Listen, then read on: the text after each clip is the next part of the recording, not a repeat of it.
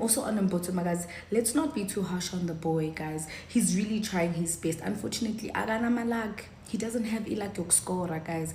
But can we please try and not be too hard on him because he's a human. And now you know my emotions, baggy. Ngeke bafethu uMbuthuma uloyiwe ungafa. Umuntu phela I think usemise 3 chances. 3 ipali phambi kwakhe like usemise 3 chances.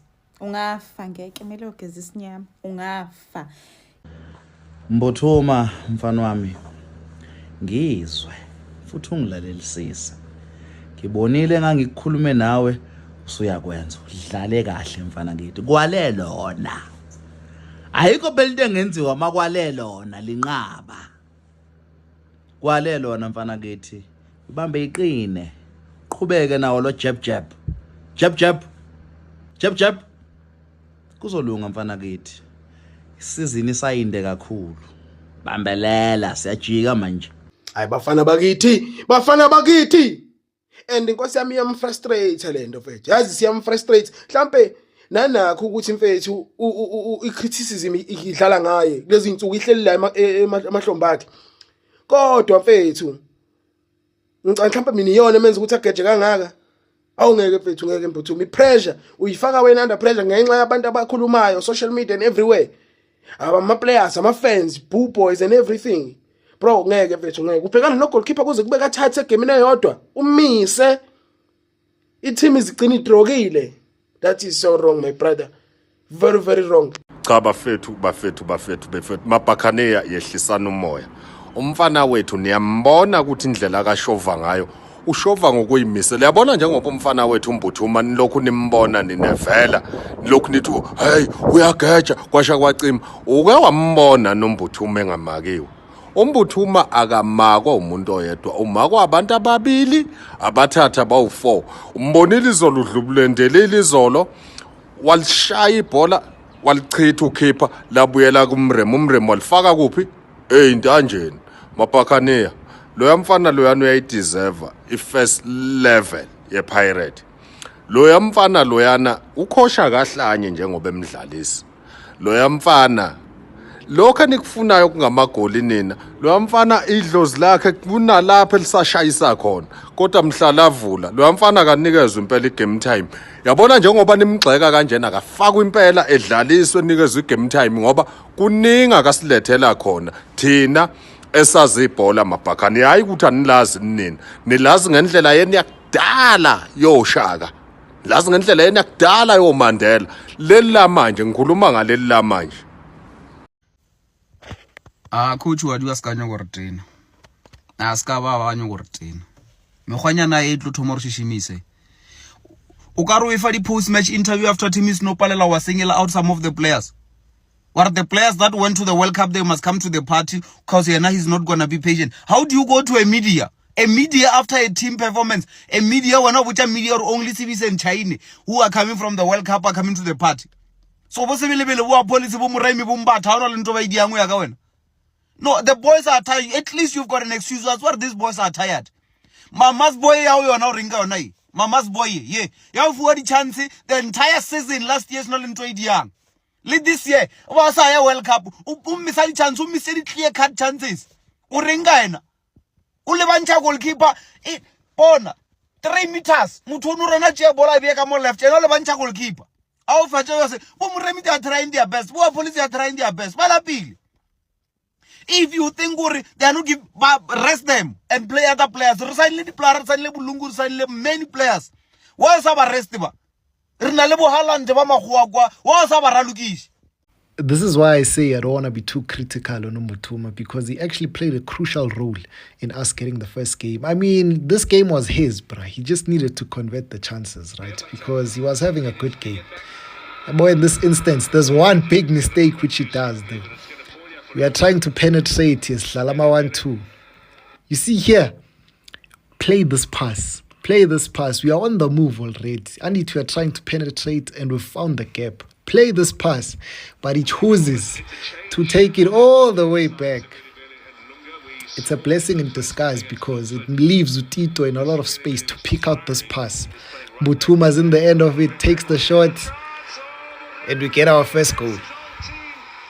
Never. But after this moment, we should have gotten 2, we should have gotten 3, we should have buried Amazulu in that first half, man. Hayi le ndoda ke iyolwandle iyogeza hayi ngeke Mbuthuma mfana kithi hayi ngeke ngeke ngane kama hayi ngeke mfowethu hayi ngeke mfowethu hayi pirate le bafowethu pirate le nibeni serious hayi hawu hayi ngeke hayi yazi bafowethu kunegolo okubona ngempela ukuthi licashwe ngisho ucoach yabona ucoach wephathi sengimzwile ekhuluma ukuthi kunama player ngeke impela ngathi ibench ischeme azosikhomba.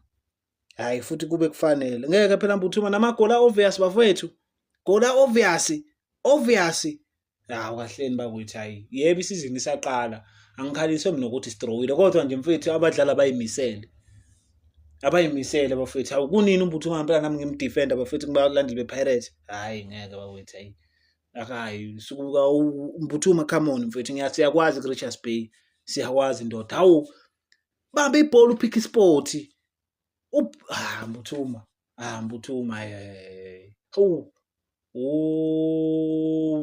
hayi cha yazi igame ye-Orlando Pirates angiyibukanga because bengibhizi ngale bukhosini yesterday, but I just watched the game now and I thought when abantu becomplain ukuthi uyanele Mbuthuma i-performance yakhe ibi-questionable, I thought mangibuka igame ngizobona some horrific performance, some horrendous performance, but manje ngisanda kubuka igame hayi khona madoda ayikho lento eniyenza kulo mfana on yesterday's game against Amazulu kwale kona nje kuphela ukuthi akayishayanga inet, but the performance in itself for me mangibuka ibhola, no, the performance was not as bad as you guys made it seem. In fact, the only thing that makes me question the performance was the failure to convert the opportunities. But other than that, the boy played so well. Ngisho negoli Pirates elikorile doesn't happen without involvement kaMbuthuma, because ibhola le through pass eshawo Tito was a bit strong, but he was able to control the ball and take a shot, and then Umremi scored from a rebound. Without that intervention, it doesn't happen. Yabo ngimbone a drop a deep, ngimbone a collective ball, a link up player was amazing. When I cut back I shy Utansin made shy at first time and took too many touches on the ball. One thing I love about him is that even after the criticism, even after the missed opportunities, he never misses a chance to go and try again. He never misses a chance to avail himself in those. It takes a very strong character to be able to face such criticism and still avail yourself. Gulama chances lawa and make those runs and still ask for the ball and still take the shots. One goal will come, and once one goal comes, a lot more goals will come because the confidence is so cool. Be patient with this boy, man. Be patient with this boy. Kwenzakalani ngomfana kagogo bafethu? What is happening ngoYanela Mbuthuma? Bafethu ayikho into enje. Mina sengicabanga ukuthi amabhadi bafethu. There is no way uYanela Mbuthuma could have gotten himself a hat-trick, but bafethu he failed to take those opportunities. I mean, Coach Abdesalam Wadu, I heard his post-match interview, and uyasho ukuthi bafethu his players, they need to start waking up. You know what I'm saying? And when you saw Lama chances Yanele Mbuthuma bafethu, you cannot really blame the coach, man. You cannot blame him bafethu. I don't want to be overly critical of Yanele Mbuthuma because bafethu, I mean, they are players as well, right? But I mean, if you're gonna miss chances like that bafethu, and your team drops 2 valuable points, it's always going to come back to the opportunities that Yanele Mbuthuma got. And I saw him going out of it, he felt sorry for himself. I think he was talking to the Orlando Pirates faithful. But bafethu, he really needs to get a goal for him to get that confidence. I mean, if Pedersen comes through and he scores goals, I think it's chai bafethu for Yanela Mbuthuma. It's really chai bafethu, like angazi bafethu. But hey, the guy continues to misfire for you Orlando Pirates bafethu. Salute.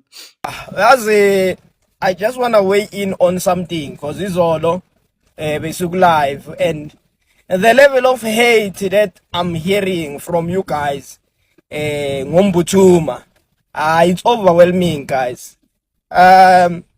Yes, nikhala kona. Can he be a bit more clinical? I think so, yes. That's my honest opinion.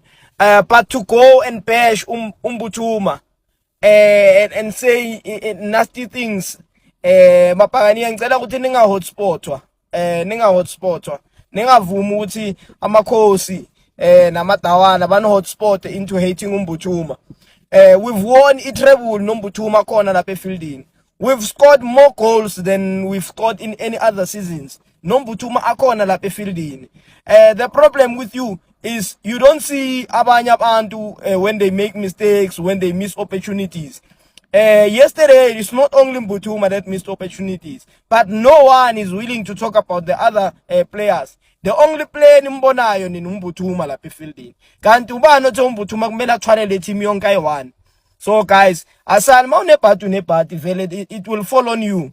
However, I think it's unfair the treatment ends uMbuthuma. Can we please support our boy in these tough times instead of bashing him? Can we also acknowledge Utumbutuma is not the only player on the field? We do have other players and they need to deliver. And they are not delivering. That's why we are where we are. So guys, come on. If we're gonna bash Umbutuma, can we at least be fair and look at the other players? What are they doing? Yeah, so please guys. And Umbutuma, in fact, mela thole 90 minutes. Nene loko they complain because ni understand the football ngendlela yenu. Ni ukuthi ukudlala football you must just score wena nje njalo. But you don't see the other things that Umbutuma is bringing to the table because you are being hot-spotted. Ufuna ukubukela iPirates ngamehlo eKaizer Chiefs. Ufuna ukubukela iPirates ngamehlo weSundowns. Come on guys, we can do better sama supporters. Singa hotspot walana bafethu. Singa hotspot walana. Bashing our players bafethu. Come on. Are we trying to destroy Umbutuma? Is that the agenda? Is that the narrative? Is that what is being put out there? Come on. Let's respect, let's protect the boy bafethu. Let's protect the boy. This is our boy. Mapakaniya, we are Pakaniyas bafethu. We can't be hot-spotted. Baningi abantu esingababhesha lapha kuKaizer Chiefs or Sundowns or kuKhukhune siwelele. Too many players, go bash them. Why nifuna destroy our own? I'm disappointed bafethu. Type. Peace, I'm out. Mbuthuma, my brother.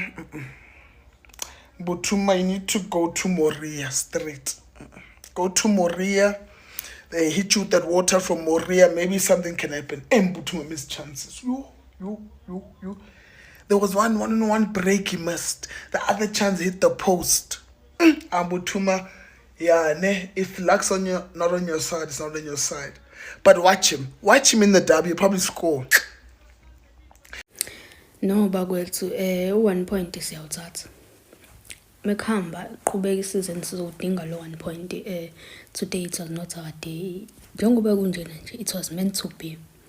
Kodwa ke bafana masenibuyele eMayfair. Before nje nibuyele eMayfair, anike nifaka uteammate wenu eSouth Beach. Udinga nje eSouth Beach mfethu. Nike nithi ukumcindazela nimshayina ngeitembu. Makuwukuthi uhlule nje mfethu eSouth Beach. Awuseyodinga mfethu iHowick Falls mfethu. Udinga unogqaza nje mfethu. Kunabantu abadinga uyofaka kanogqaza nje mfethu. Khulunye ukuthi nje bayicelela ushwele ngoba kwazi bakwethu. Ukuthi uhlula unogqaza shothi akalazi. Nalokho ke akuyona inkinga. Umuntu mengalazi akalazi mfethu. Yabo. Mfethu uyabona nje kule game mfethu umoya wami